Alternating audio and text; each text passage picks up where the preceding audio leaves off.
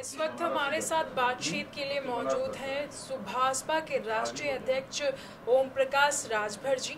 आपका हमारे चैनल पर बहुत बहुत स्वागत है सर। Thank you. आप अभी 3 से 4 दिन पहले भारतीय जनता पार्टी में शामिल हुए, जिसके बाद से सपा लगातार आपके ऊपर कई आरोप लगा रही है कि एक बार वो भारतीय जनता पार्टी को नकार चुके हैं, लेकिन ऐसी क्या वजह रही जो फिर से वो भाजपा का दामन थाम रहे हैं? समाजवादी पार्टी 93 में गठबंधन बसपा से किया था। क्या वजह थी कि फिर 19 में समाजवादी पार्टी ने फिर बहुजन समाज पार्टी से गठबंधन की? वो भूल गए। और समाजवादी पार्टी गठबंधन कभी कांग्रेस से, कभी बसपा से, कभी सुभाषपा से करती है और गठबंधन तोड़ करके फिर अकेले दूसरी दिशा। अब तो चले गए और 26 दलों से गठबंधन कर लिया, अब नहीं कहेंगे। तो समाज के हित के लिए जो वंचित, शोषित, पिछड़ी, दलित, अल्पसंख्यक हैं, उनको हक हिस्सा दिलाने के लिए बगैर सत्ता के कुछ संभव नहीं है। तो इस उद्देश्य से हम लोग जो एनडीए में शामिल हुए हैं, माननीय प्रधानमंत्री जी की सोच है कि देश का विकास हो, गरीबों के लिए जो योजनाएं बनाई जा रही हैं उन योजनाओं को गरीबों तक पहुंचाया जाए। इस बात को लेकर के हम लोग एनडीए में शामिल। ये बात समाजवादी पार्टी के लोगों को पच नहीं रही है कि कल तक हमारी सरकार रहती थी तो हम लोग सबका हक लूटते थे, हिस्सा लूटते थे, तो यहाँ हक दिलाने की बात हो रही है। ये उनको अच्छा नहीं लग रहा है। जैसे उदाहरण में 27% आरक्षण पिछड़ों को लागू हुआ। 27% आरक्षण में बंटवारे के लिए 3 सितंबर 2013 को हाई कोर्ट ने आदेश दिया कि उत्तर प्रदेश सरकार 27% आरक्षण बांट करके सबको हिस्सा दे। 12 जातियां उसका लाभ उठा रही हैं। मुख्यमंत्री कौन था? अखिलेश यादव। ये बात समाजवादी पार्टी के लोग क्यों नहीं लिखते हैं कि हमने हाई कोर्ट के फैसले को नहीं माना, अब पिछड़ों के हक को खुल करके लूटा? ये क्यों नहीं बोलते वो लोग? लेकिन उनका ये भी कहना है कि जब आप बीजेपी से गठबंधन से अलग हुए थे, तब यही जो आपके मुद्दे हैं, जो पिछड़ी जातियों को आरक्षण दिलाने का, इसी वजह से आप अलग हुए थे। समाजवादी पार्टी 93 में गठबंधन करके सब सरकार बनाई तो अलग क्यों हुई? और समाजवादी पार्टी 19 में समझौता फिर क्यों किया? देश को, प्रदेश को या प्रदेश में अच्छी व्यवस्था के लिए न किया था। तो उन लोगों का विरोध करना काम है, विरोधी का काम है विरोध करें। हम लोगों का काम है सरकार बनाने का। 24 में माननीय नरेंद्र मोदी जी के नेतृत्व में सरकार बनेगी और उत्तर प्रदेश में 80 सीट हम लोग जीतने की तैयारी में लगे हुए हैं। राजभर जी, जब पटना में बैठक हुई थी विपक्ष की और वहां पर 17 दल शामिल हुए थे, उस समय आपका कहना था कि अगर मुझे विपक्ष की बैठक में बुलाया जाता तो मैं भी जाता, और मायावती जी को बुलाया जाता तो मैं भी जाता। इसी वजह से जो अन्य विपक्षी दल हैं, वो उनका कहना है कि राजभर जी जब मायावती का बीड़ा उठाए हुए थे तो ऐसा अचानक क्या हुआ कि जो वो बीजेपी के साथ जा मिले? क्या विपक्षी एकता के लोगों की तरफ से मायावती जी को न्योता दिया, उनको बुलाया, राजभर को बुलाया? जब हम लोगों ने सब जांच परख लिया तो मायावती जी ने कहा भैया जब नहीं ये लोग लेंगे तो हम अकेले लड़ेंगे। हमने कहा आपकी क्षमता है अकेले लड़ने की, हमारी तो क्षमता है नहीं, तो हम तो भाई एनडीए में रह करके लड़ेंगे। तो हम एनडीए की तरफ चलेंगे।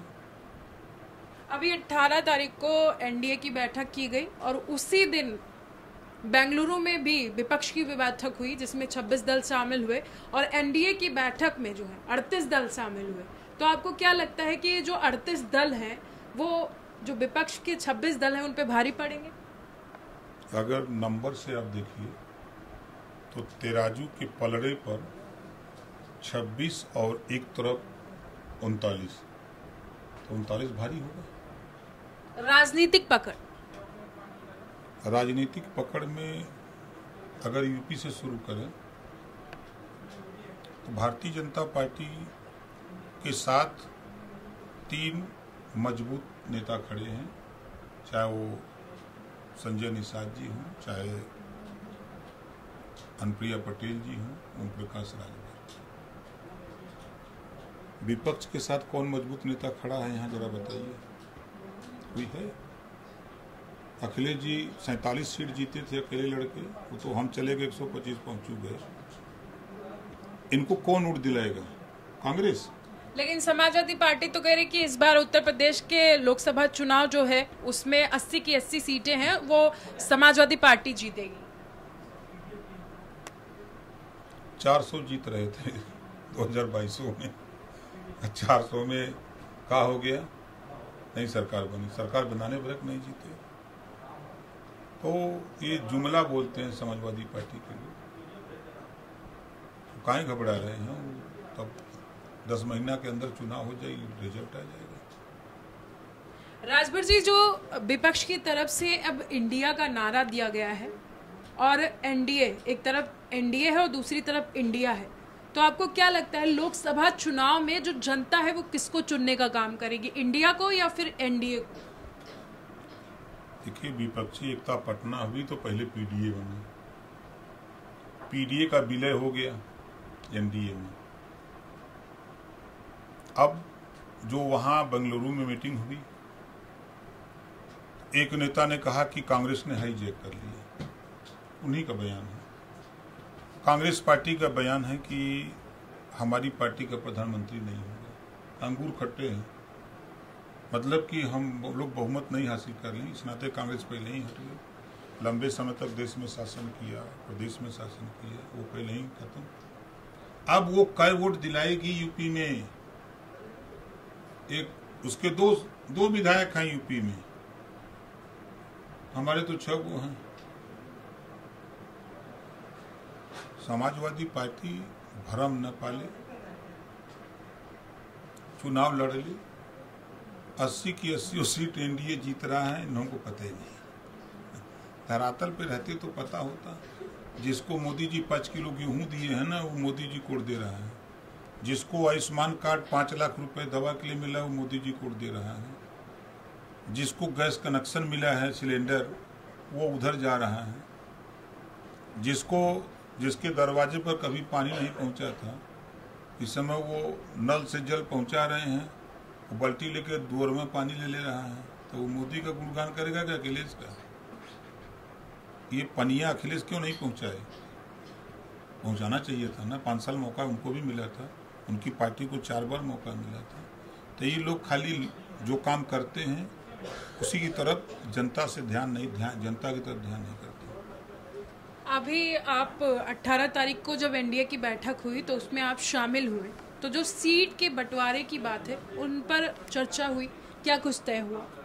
18 तारीख को बैठक में सिर्फ एनडीए में शामिल होने की और सभी एनडीए के शामिल दल के नेताओं से उनके विचार सुने गए। आपके बेटे को सांसद के तौर पर चुनावी मैदान में उतारा जा सकता है? अभी चुनाव का बिगुल बजे तब न बताएंगे। चुनाव का बिगुल बजे, सीट फाइनल हो, अब खोखी आवा के सवेरे मोबाइल में समझेगी, संभव नहीं है अभी ना। बाकी आपकी इस समय जो पार्टी है वो लोकसभा चुनाव को लेकर क्या कुछ तैयारियां कर रही है और आगे की रणनीति क्या है? कि अब हम लोग मिल करके आंदोलन, छोटे बड़े कार्यक्रम, जो कार्यकर्ता मिलन कार्यक्रम हुआ, अपने वोटरों को एक साथ ला करके दोनों भारतीय जनता पार्टी, अपना दल, निषाद पार्टी, सुहेलदेव भारतीय समाज पार्टी, जो नेता और वोटर हैं एक जगह मिल करके बैठें, बातचीत करें, एक कार्यक्रम, ज्वाइंट कार्यक्रम चलाने की तैयारी पर विचार विमर्श कल माननीय भूपेंद्र चौधरी जी से भी बात हुई, माननीय ब्रजेश पाठक जी से भी बात हुई और आज भी मुख्यमंत्री जी से भी बात करेंगे। प्रदेश अध्यक्ष से आपकी मुलाकात हुई है, तो क्या उत्तर प्रदेश की जो सीटें हैं उसमें से, जैसे कि कुछ सीटें हैं उसके आवंटन को लेकर के कयास लगाए जा रहे हैं कि वो आपकी मांग है, तो आप क्या कुछ कहेंगे? मांग कौन सी मांग है? हमको सरकार दिल्ली में थोड़े बनवानी है, तो कुछ सीटें हम लोग लड़ेंगे। इस लोकसभा चुनाव में राजभर समाज के लिए आप कौन से मुद्दे लेकर के चुनाव लड़ने की तैयारी कर रहे हैं? देखिए, हाई कोर्ट का एक आदेश है, 11 मार्च 2022 से आदेश हुआ, फिर 4 आदेश हुआ, अभी 14 जुलाई 2023 को आदेश हुआ कि उत्तर प्रदेश सरकार भर राजभर जाति को अनुसूचित जनजाति में शामिल करने का प्रस्ताव दिल्ली केंद्र को भेजे। उस संबंध में मुख्यमंत्री से भी बात हुई है, गृह मंत्री से भी बात हुई है, प्रधानमंत्री से भी बात हुई। ये प्राथमिकता है। आपने देखा हमारे साथ मौजूद थे ओम प्रकाश राजभर जी, और इन्होंने लोकसभा चुनाव की तैयारियों को लेकर के बताया, और उन्होंने बताया कि जब 18 तारीख की जो बैठक हुई थी एनडीए की, उसमें वो शामिल हुए थे, जिस पर प्रधानमंत्री मोदी से उनकी बात हुई और कई अहम मुद्दों पर वहां पर चर्चा की गई, और सीट आवंटन को लेकर भी जो कयास लगाए जा रहे हैं उनको खारिज करते हुए उन्होंने बताया कि अभी कुछ फैसला उस पर नहीं लिया गया है। आगे उनसे जब मुलाकात होगी, यानी कि प्रधानमंत्री मोदी और अमित शाह जी से जब मुलाकात होगी, उसके बाद ही कुछ तय हो पाएगा। कैमरामैन सूरज के साथ मैं सोनम सिंह, TV24 लखनऊ।